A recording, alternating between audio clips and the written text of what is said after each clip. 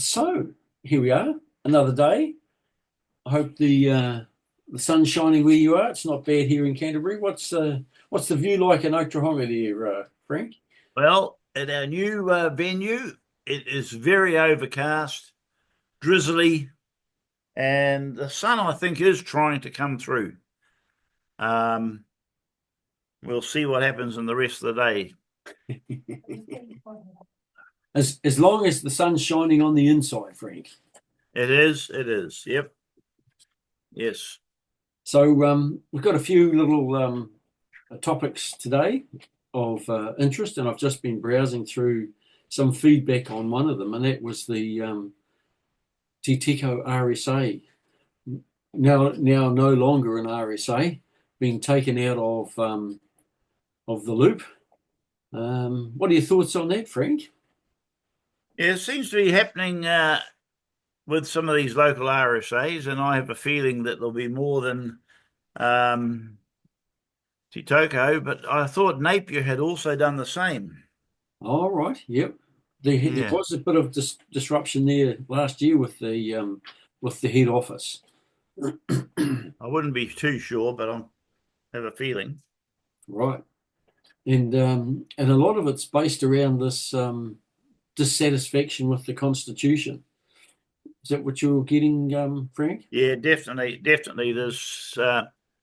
The Constitution allows for too much interference, as Right. far as I'm concerned. So people are losing their autonomy. Yeah, Although the one in Titeko have their complaint had to do with the lack of the mentioning of the Treaty of Waitangi in the Constitution. That was their major beef. I see that there was a response from Ross Hamona, who was saying that they had tried to put that forward from the advocacy group, but they thought it was too contentious at the time that they were doing the Constitution, and so it looks like it has proven to be contentious with an RSA stepping down on that grounds. And at the same time, we have this what's his name?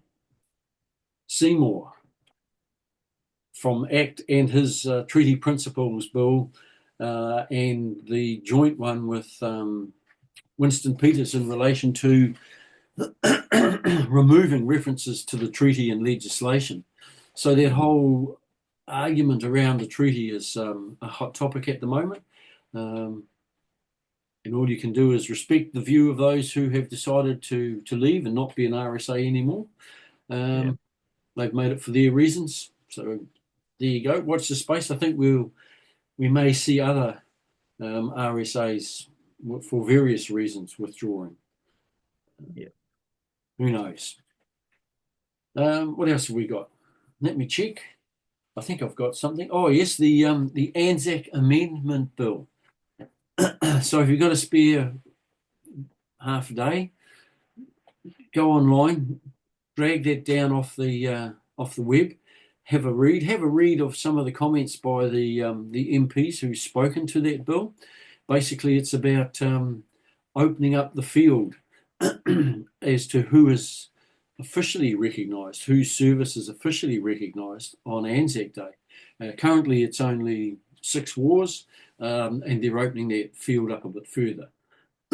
So have a read of the bill, what they intend to do, have a read of the comments by the MPs. Our association is going to make a submission by, must be next Thursday, 22nd, no, might be, yeah, 22nd. Yep. So that'll be interesting, which means I've got to get behind the keyboard to do some writing.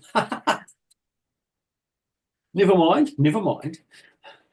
And the other topic of interest, Frank, the numbers of the ranks further up the scale, Yeah. bit of an issue that appeared in I think it was Radio New Zealand message the other day. What's the thoughts about that? Well, I've been watching quite a while now how the officer ranks of the Navy seem to have blown out. I Right. remember when I was in the Navy, we had, I think it was two Commodores. Yeah. Commodore Auckland, he was the main one, and there was a Commodore in Wellington. Every week or so, we see someone else being rated or ranked up to a Commodore. Right. I just have this feeling that the upper echelon has bloomed out, and the poor troops at the bottom are just where they have always been, At but the further bottom. down. And So, it's not unusual today to see chiefs and warrant officers and still in the Navy in their 60s drawing both pensions. oh, right. Um, we were thrown out at about 36 after your 20 years. Yeah. Now they're 65, and I believe there is one at 70, still in the RNZN. So is there, I'm just looking at the ship behind you. If the upper echelons get a bit top heavy, will the ship tip over? Yeah, yeah. Well, she had a captain, Right. but there's so many captains now. They would they would be waiting for a sea time. Yeah, yeah. Well, that's one of the points that was in this article that the officer ranks are getting a bit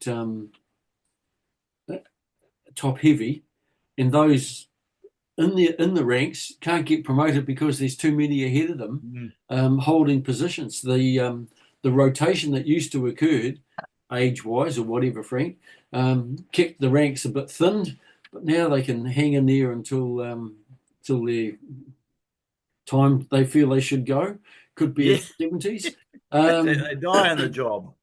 And the younger ones who want to get through, make a career, are a bit stymied. So you wouldn't blame them if they were looking overseas for an allied force that will take them on. Australia across the way might be interested.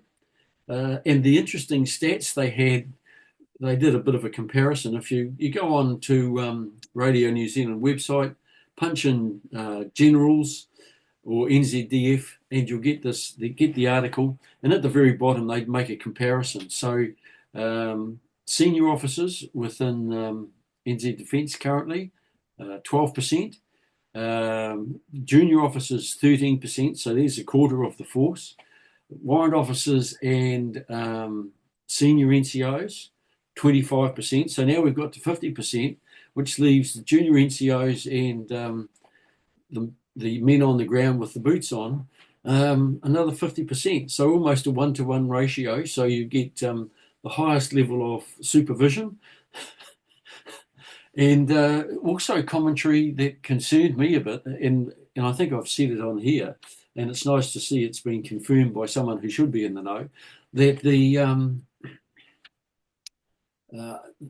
NZ Defence is not able to meet commitments overseas. They just don't have the troops to do the rotations anymore. So, unable to meet some of their tasking. That's a bit of a concern.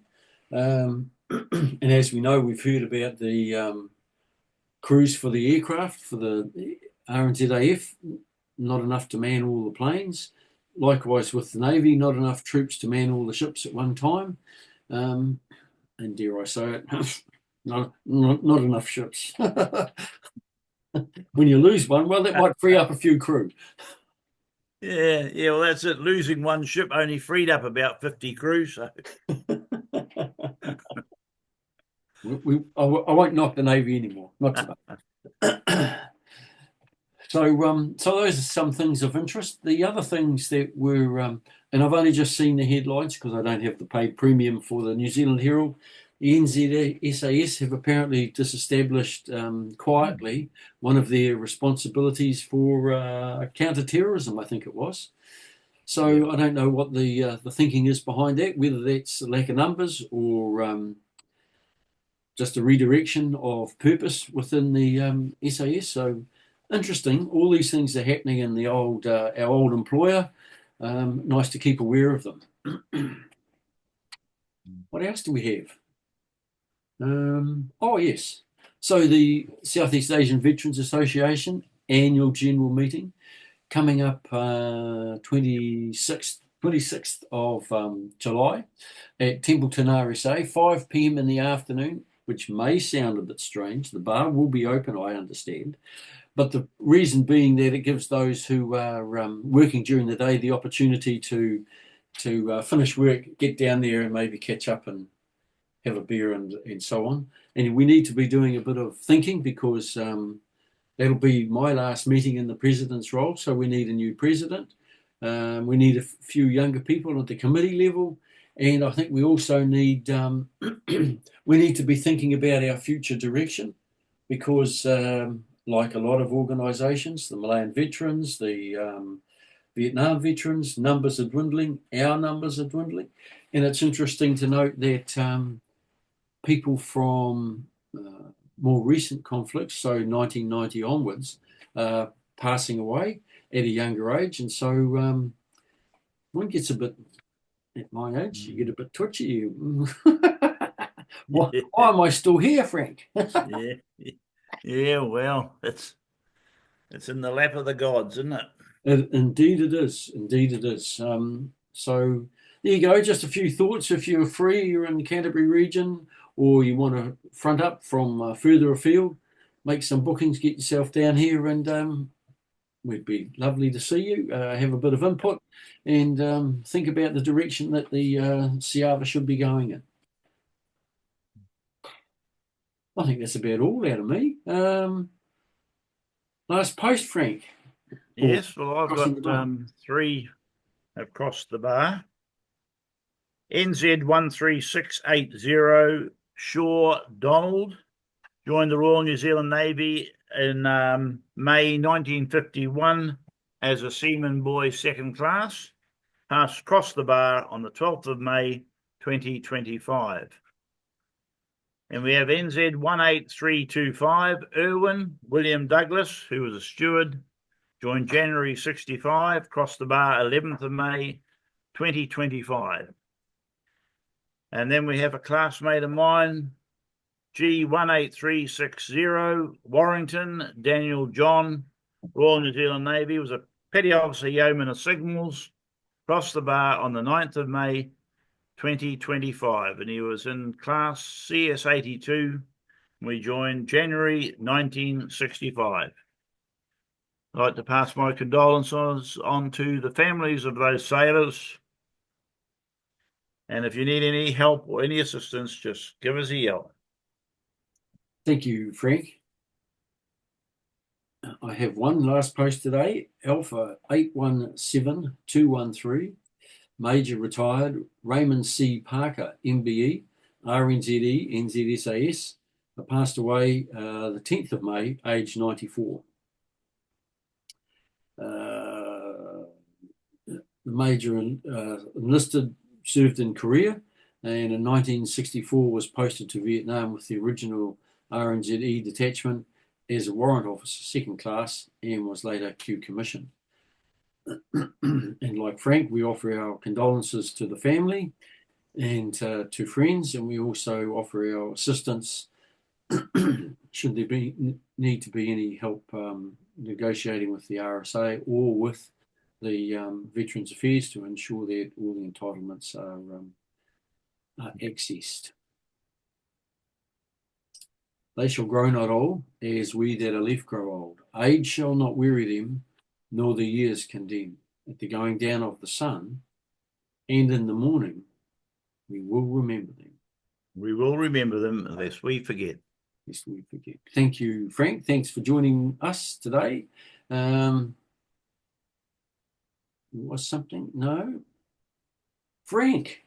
I hope that the sandals are in a place of high honour in the new establishment. Well, those are very protected sandals, those. They were the issue that we were given to protect our feet. It was amazing what you see them these days in the Navy. You have all this safety gear on, helmets, gloves. Yep. And I had a comparable photograph of showing us doing the exact same thing in sandals, a raincoat, no hats, no gloves, no nothing. So how things have changed. Well, is that a good thing, Frank, or a bad thing? Well, it was interesting. I noticed that the in the photo taken only a month ago, the young ladies on the falls, the ropes you pull, Yep. had their ponytails hanging down. Now that Oh, would have been a classic to get it hooked up into a fall, and yeah, yeah. I Well, don't think they've realised about that. well spotted, Frank. Of course, that wouldn't be your problem currently. No. All right, folks. Look, have a good week. Stay in touch with each other, and I think that's the best thing to do. It's either a phone or a front up. Don't have to go to an RSA. You can snoop down to the local coffee shop or watering hole, whatever. Grab a couple of mates, have a chat, catch up, make sure everybody's a-okay. And we look forward to catching you same time, same bad channel next week. Thanks, All right. Frank, for being there, and see you later, people. See you later.